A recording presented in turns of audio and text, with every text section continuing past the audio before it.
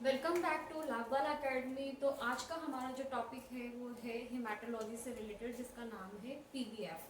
PVF peripheral blood film, जिसको कि हम पेरिफेरल ब्लड स्मीयर भी बोलते हैं।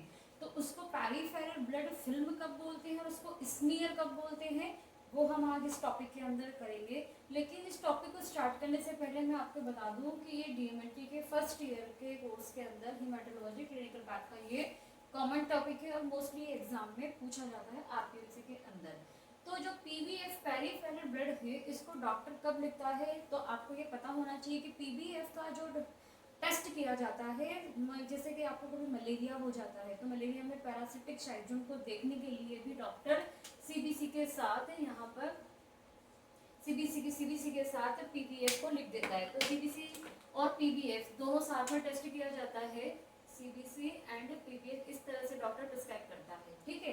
तो पेरिफेरल ब्लड फिल्म, इसमें जो स्पेसिमेन आपको लिया जाता है, जो सैंपल लिया जाता है वो लिया जाता है vein puncture EDTA blood within 2-3 hours collected to the mark on tube by pricking finger. यानी कि इसका जो सैंपल होता है वो आप वाइन पंचर से भी ले सकते हैं, सिरिंज से भी ले सकते हैं, दूसरा आपको चाहे तो फिंगर से भी ले सकते हैं, क्योंकि आपको इसमें स्लाइड बनानी है, ठीक है। तो स्लाइड आप किस से बन सकती है, या तो आप सिरिंज के सैंपल से बना सकते हैं या प्रिकिंग फिंगर से बना सकते हैं। और जो ब्लड आप इसमें यूज लेंगे वो कौन सा लेंगे, ईडीटी ब्लड, ठीक है। ईडीटी क्या होता है, ईडीटी का एंटीकोगुलेंट होता है, जो ब्लड के साथ जब मिक्स होता है तो ब्लड को कोगुलेशन करने से प्रिवेंट करता है, उसका कोगुलेशन नहीं होने देता है। कोगुलेशन मतलब कि आरबीसी और प्लाज्मा दोनों का जो सेपरेशन होता है वो चीज ईडीटी ब्लड में नहीं होती है, ठीक है। तो आगे के मे change RBC morphology size and shape. अगर आपका सैंपल किसी रीजन की वजह से या तो पुराना हो जाता है, ओल्ड हो जाता है, या फिर एनवायरमेंट अगर उसमें कुछ इफेक्ट आ जाता है, तो आपका पीबीएफ के रिजल्ट में इफेक्ट आ सकता है। इफेक्ट क्या आ सकता है, तो वहां पे पाई जाने वाली आपकी जो आरबीसी है उसकी साइज एंड शेप में क्या हो सकता है, चेंजेस हो सकता है। अगर सैंपल बहुत ज्यादा पुराना हो जाए या फिर आपके कलेक्टेड के 2 से 3 आवर्स के अंदर आपका सैंपल लगने में डिले हो जाता है, तो ठीक है। तो ये सारे जो फैक्टर है ना वो आपके पीबीएफ को क्या करेंगे, इफेक्ट करेंगे, जो भी आप उस पर फिल्म बनाएंगे, ठीक है। अब ये जो सैंपल है वो आपका जो कैसे किया जाता है, मैं आपको एक एग्जांपल बताती हूँ। जो पेरिफेरल की जो स्लाइड होती है वो नॉर्मली आपके दिमाग में ये चीज होनी चाहिए कि फिल्म कैसे बनती होगी। तो मान लीजिए आपके पास ये 2 स्लाइड है, एक ये है और एक ये है। तो जैसे ये स्लाइड है तो आपको इस तरह से यहाँ पे ब्लड की ड्रॉप रखनी है, देन दूसरी स्लाइड को एज ए स्प्रैटर यूज करना है, देन ये इस तरह से एक आपका थंब शेप का एक इसमें फिल्म बनती है। तो ये होता है आपका पेरिफेरल ब्लड फिल्म है, ठीक है।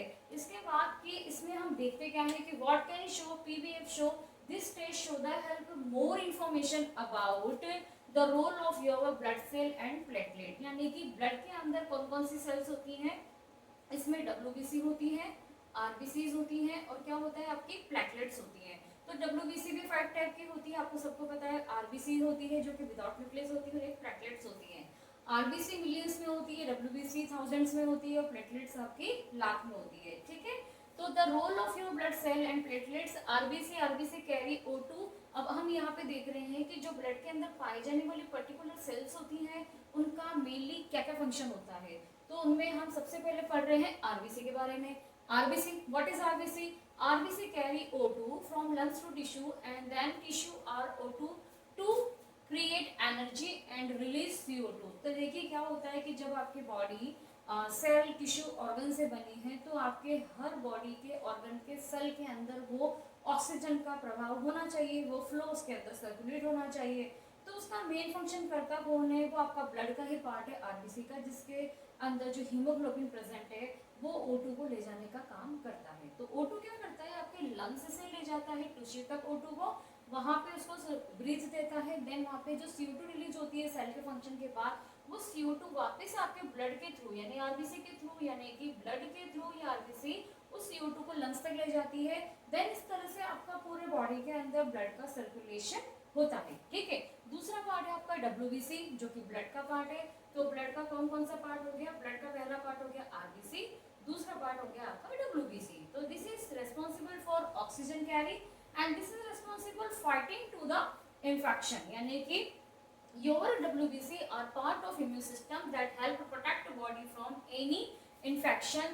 There are 5 different type WBC. Each type WBC fight against infection in different ways, यानी कि हम यहाँ पे कहना चाह रहे हैं कि पीवीएफ के अंदर आपको डब्ल्यूबीसी का रोल यहाँ पे बताना है कि डब्ल्यूबीसी का क्या काम होता है। तो डब्ल्यूबीसी आपको पता है कि जैसे कि इओसिनोफिल, देखिए न्यूट्रोफिल, इओसिनोफिल, बैसोफिल, मोनोसाइट और लिम्फोसाइट। तो जब आपको कोई बैक्टीरियल इन्फेक्शन हो रहा है तो न्यूट्रोफिल वर्क कर रही है, वायरल हो रहा है तो लिम्फोसाइट वर्क कर रही है, एलर्जी हो रही है तो इओसिनोफिल, कोई फैगोसाइटिस की प्रोसेस हो रही है तो मोनोसाइट्स। इस तरह से डब्ल्यूबीसी के जो हर पार्ट है वो आपके वेराइटी ऑफ इन्फेक्शन पर वेराइटी ऑफ एक्शन करते हैं। तो पीवीएफ की जब भी बात की जाती है तो उसका फिल्म कैसे बनता है, उसका प्रोसीजर कैसा होता है, उसका स्टेनिंग क्या होती है, वो हम सब अगले वीडियो में स्टेप टू स्टेप पढ़ेंगे। बट आपको इनिशियली आपको क्या बताना है कि पीवीएफ में हमको जो सेल देखनी है उसको हमें एनालाइज करना आना चाहिए, एनालिसिस करना आना चाहिए, उनका फंक्शन हमें पता होना चाहिए। ओके।